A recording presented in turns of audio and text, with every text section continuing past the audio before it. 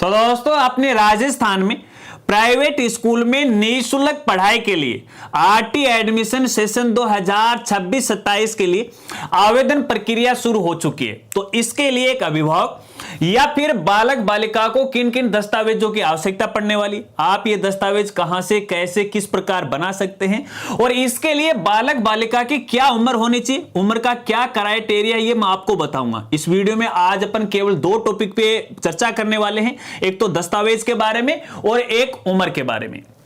नमस्कार साथियों, मैं हूं आपका अपना साथी राजगुरु जी। साथियों, सबसे पहले आपको बताना चाहूंगा, देखिए अपने राजस्थान के अंदर आरटी एडमिशन की जो प्रक्रिया है वो शुरू हो चुकी है, ये मान लीजिएगा, क्योंकि अभी यहाँ पे आवेदन फॉर्म भरना शुरू नहीं हुए हैं। आज मैं जो वीडियो बना रहा हूं 16 फरवरी को। तो सबसे पहले आवेदन की डेट मैं आपको बता देता हूं। कुछ साथी हो सकते हैं कि इस वीडियो पे या इस चैनल पे नए आएंगे, उनको पता नहीं होगा। तो यहाँ पे देखिए आवेदन फॉर्म है वो 20 फरवरी 2026 से भरना शुरू हो जाएंगे, और इसकी जो लास्ट डेट रहेगी वो 4 मार्च 2026 तक रहने वाली। डेट बढ़ने की कोई भी संभावना नहीं है। तो आप इस डेट से पहले अपना आवेदन फॉर्म है वो भर दीजिएगा। जैसे ही फॉर्म भरना शुरू होंगे, एक नई वीडियो के माध्यम से आपको फॉर्म भरने की पूरी प्रोसेस है वो सिखाई जाएगी। तो आप घर बैठे अपने मोबाइल से ये फॉर्म भर सकते हैं, निःशुल्क ये आवेदन प्रोसेस यहाँ पे हो रहने वाली है। अब साथियों, एक बात आपको बताना चाहूंगा, देखिए इन आरटी एडमिशन को लेकर मैंने कई वीडियो बनाई, क्योंकि इस बार नियमों में कई बड़े परिवर्तन हुए हैं।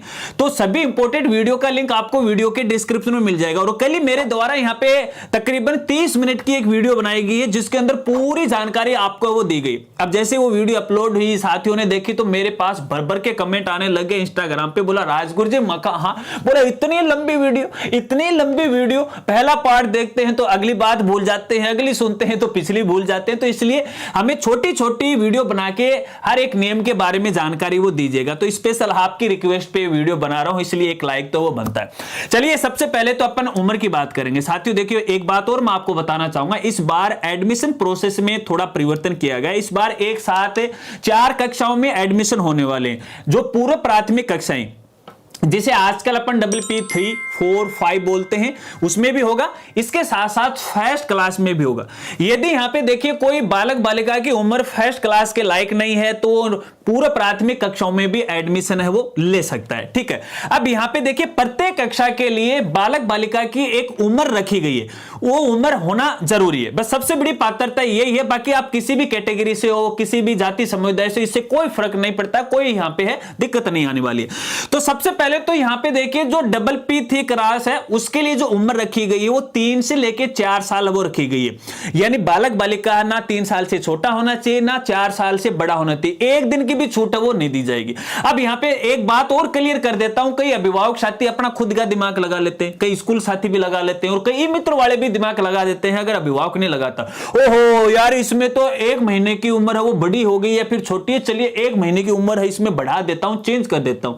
साथियों आपको बताना चाहूंगा, जब आप आरटी का फॉर्म भरोगे और जो डेट आप लिखोगे ना, जन्म तिथि, उसमें किसी प्रकार का भविष्य में कोई परिवर्तन नहीं होगा। भले ही आप कुछ भी कर लीजिएगा, बड़ी आपके सामने दिक्कत आ सकती है। इसलिए जो आपके बालक बालिका के आधार कार्ड में, जन्म प्रमाण पत्र में जो सही जन्म तिथि है, उसी आधार पर आपको अपना ये आवेदन फॉर्म है वो भरना चाहिए। ठीक है, चलिए अगर मैं यहां पे PPP3 की डेट की बात करूं कि बालक बालिका का जो जन्म है कौन सी डेट के बीच में होना चाहिए, वो इसके लिए पात्र है। तो यहां पे देखिए विभाग ने एक डेट जारी की है, ध्यान से सुन लीजिएगा।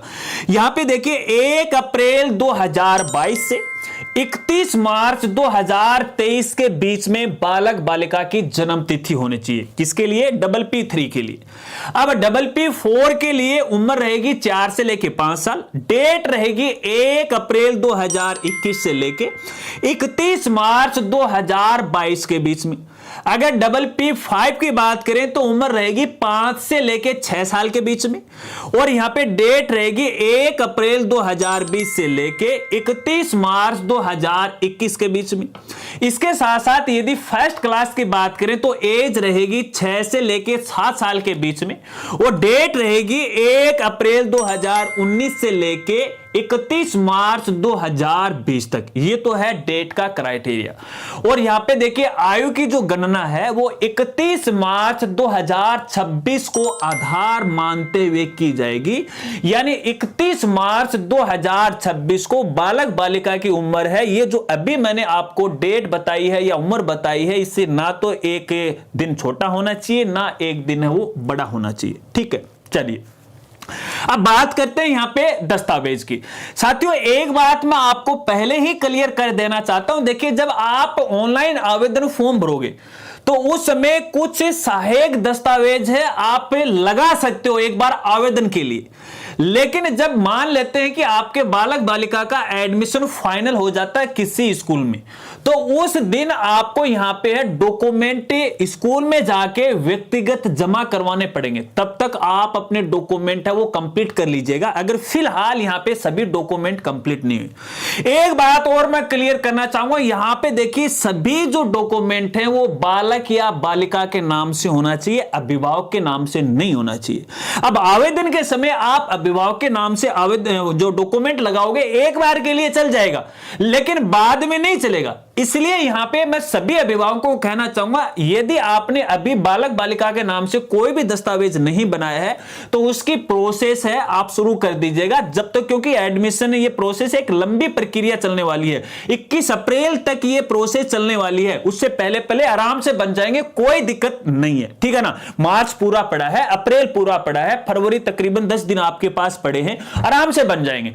अब दस्तावेज कौन कौन से चाहिए, एक तो यहां पे देखिए मूल निवास, अगर बालक बालिका के नाम से नहीं है तो माता पिता के नाम से चल सकता है। अगर माता पिता नहीं है, बालक बालिका अनाथ है, तो उसका गार्जियन कौन है उसके नाम से यहां पे चल सकता है। ठीक है, अगर मूल निवास नहीं बना हुआ, ना तो माता पिता का बना हुआ ना बालक बालिका का बना हुआ, तो इसके लिए सहायक डॉक्यूमेंट कौन से हैं ऑनलाइन आवेदन के समय क्या अपलोड कर सकते हो, राशन कार्ड अपलोड कर सकते हो, आधार कार्ड अपलोड यहां पे कर सकते हो, यहां पे वोटर आईडी कार्ड अपलोड कर सकते हो, ड्राइविंग लाइसेंस आप अपलोड कर सकते हो, बिजली या फिर पानी का बिल है जो कि 6 माह से ज्यादा पुराना नहीं, ये आप अपलोड कर सकते हो मूल निवास के रूप में कि वाकई में ये जो एड्रेस यहां पे का है उसका एक प्रूफ आपको यहां पे वो देना है। ठीक है, चलिए ध्यान रखना, जो भी दस्तावेज है वो उस दस्तावेज के ऊपर आपका वार्ड नंबर आना चाहिए। यदि आप शहरी निकाय से तो वार्ड नंबर जरूर आना चाहिए।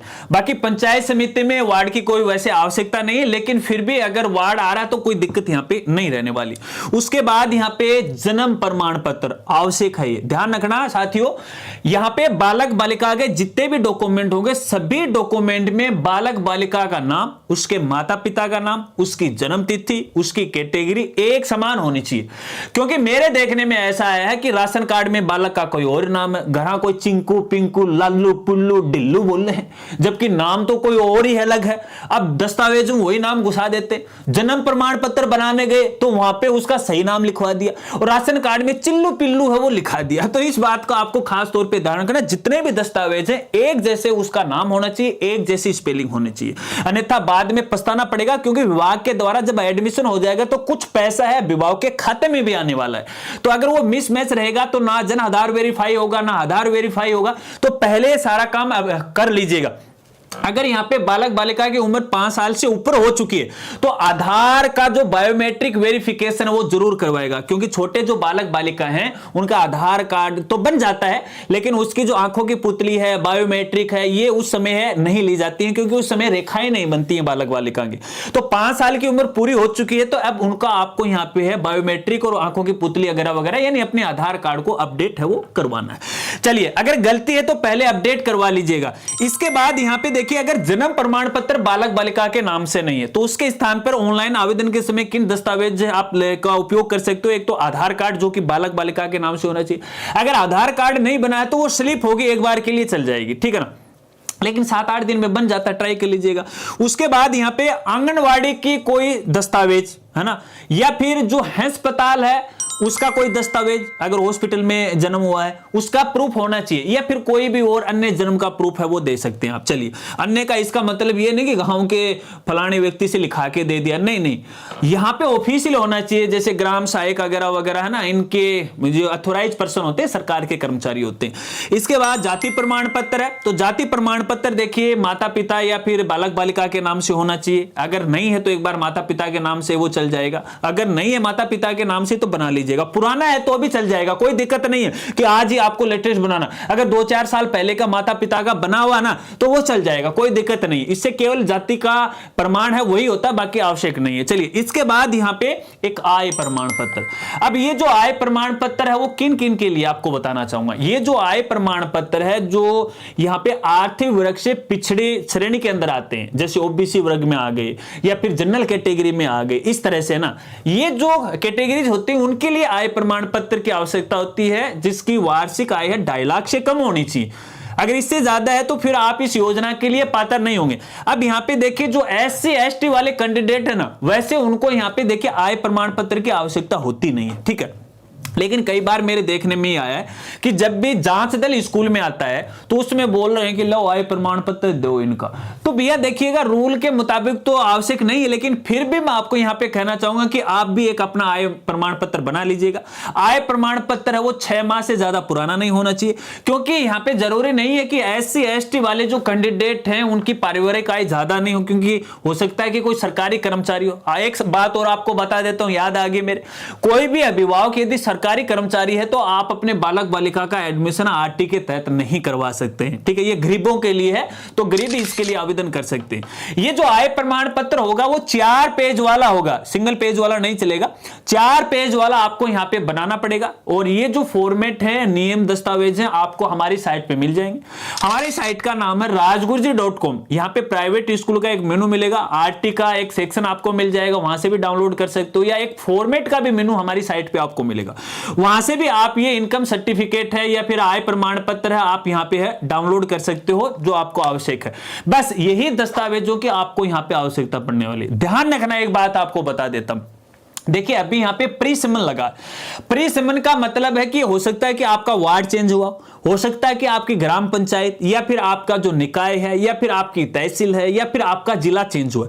यदि प्री सिमन में और दस्तावेज आपके पुराने स्थान के, पुराना नाम रखा है, तो ऐसे में यहां पे देखिए विभाग के द्वारा एक प्रपत्र 5 दिया गया है प्री सिमन के लिए, तो वो प्रपत्र 5 भर के डॉक्यूमेंट के साथ आपको लगाना। देखिए जब आप ऑनलाइन आवेदन करोगे ना, तो यहां पे एक फिक्स दस्तावेज का नाम होता है कि जैसे जाति प्रमाण पत्र आपको अपलोड करना है तो उसमें केवल जाति प्रमाण पत्र आप अपलोड कर पाओगे। लेकिन यहां पे प्री सिमन यहां पे लग जाता है और अलग दस्तावेज आप उसके साथ अटैच करना चाहते हो तो एक साथ 2 डॉक्यूमेंट अपलोड कीजिएगा ना। जो पीडीएफ फाइल होती है ना, वो उसमें एक पीडीएफ फाइल बना दीजिएगा, उसके अंदर है तो एक साथ है, एक पीडीएफ में 5 दस्तावेज 10 दस्तावेज भी अपलोड है वो किए जा सकते हैं। इस बात को आपको खास तौर पे ध्यान रखना। आशा रखता हूं अब आप अच्छी तरह से वो समझ गए होंगे। देखिए जो आय प्रमाण पत्र है उस पे गजेटेड ऑफिसर के सिग्नेचर होना जरूरी है। आय प्रमाण पत्र है वो अभिभावक के नाम से बनेगा, माता पिता के नाम से बनेगा, यहां पे देखिएगा, ठीक है ना। अगर यहाँ पे किसी पिता का देहांत हो गया है, पिता नहीं है, कई बार तलाक उलक का मामला हो जाता है, तो यहाँ पे जो महिला है वो उसके नाम से यहाँ पे वो बनने वाला है। आशा रखता हूं अब आप अच्छी तरह से वो समझ गए होंगे। इसके अलावा उम्र और डॉक्यूमेंट को लेके आपके और कोई सवाल है तो बेझिझक मेरे साथ शेयर कीजिएगा। और इसके अलावा और आपको क्या जानना है वो आप कमेंट करके बताइएगा। एक नई वीडियो के अंदर इसकी पूरी जानकारी आपको बताने वाला हूं। अगर वीडियो जानकारी आपको अच्छी लगी तो वीडियो को लाइक कीजिएगा और दोस्तों के साथ वो जरूर शेयर कीजिएगा। मिलते हैं फ्रेंड्स अगली एक नई वीडियो के साथ, नए अपडेट के साथ। तब तक के लिए जय हिंद, जय भारत।